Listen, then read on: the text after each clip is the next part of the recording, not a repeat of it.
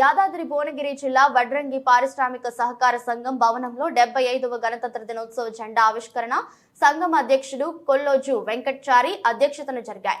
జిల్లా కేంద్రం భువనగిరి వడ్రంగి పారిశ్రామిక సహకార సంఘం భవనంలో సంఘం అధ్యక్షుడు కొల్లోజు వెంకట్చారి జెండా ఎగురవేశారు. అనంతరం గణతంత్ర దినోత్సవ సందర్భంగా మాట్లాడుతూ సంఘ భవన్ నిర్మాణానికి నాకు సహకరించిన సంఘ సభ్యులకు ప్రత్యేక ధన్యవాదాలు తెలిపారు.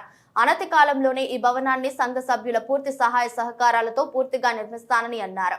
ఈ కార్యక్రమంలో ముఖ్య అతిథిగా మాజీ మార్కెట్ చైర్మన్ కుందారపు కృష్ణాచారి, జిల్లా విశ్వకర్మ మనమయ్య మాతృ సంఘం అధ్యక్షుడు వండ్ల కొండ ఉపేంద్రచారి, జిల్లా విశ్వకర్మ మనమయ్య సంఘం కన్వీనర్ చెన్నోజు నరేంద్రచారి, గౌరవ అధ్యక్షులు ప్రతాప్చారి, బ్రహ్మచారి, చక్రపాణి మరియు సంఘ సభ్యులు పాల్గొన్నారు.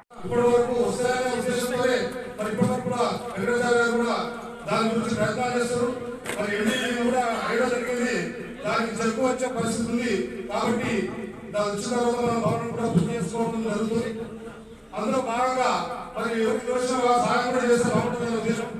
మరి రాబోయే రోజుల్లో వచ్చినటువంటి గణతంత్ర వేడుకలు కానీ స్వాతంత్ర వేడుకలు కానీ మనము మన భవనంలో మనం అందరూ కన్స్ట్రక్ట్ చేస్తున్నందుకు మీ అందరూ కూడా ధన్యవాదాలు.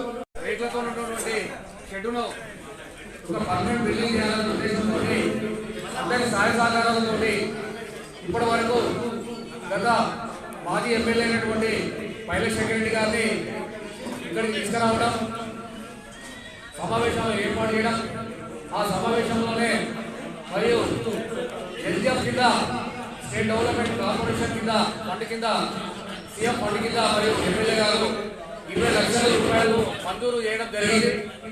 దాని తర్వాత ఎలక్షన్ రావడం జరిగింది.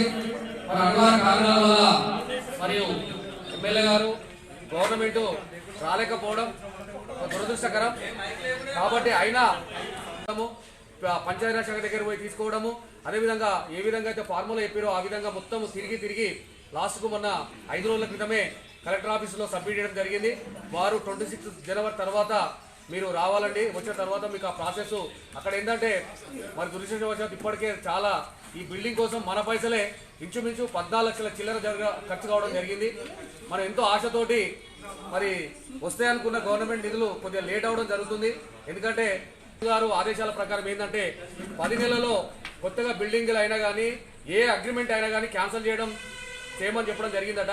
అక్కడ ఏఈ గారు కూడా చెప్పారు. కాబట్టి మనం అదృష్టవశాత్తు ఏంటంటే దీన్ని 7 నెలలనే ఎమ్మడి వాడి అగ్రిమెంట్ చేయడం పట్టుగా మనకి 16 లక్షల రూపాయలు ఎనుకో ముందో వస్తాయి. కాబట్టి దానికోసం చాలా తపన పడి ఇక అది చెప్పుకుంటే చాలా వర్ణనాతీతము.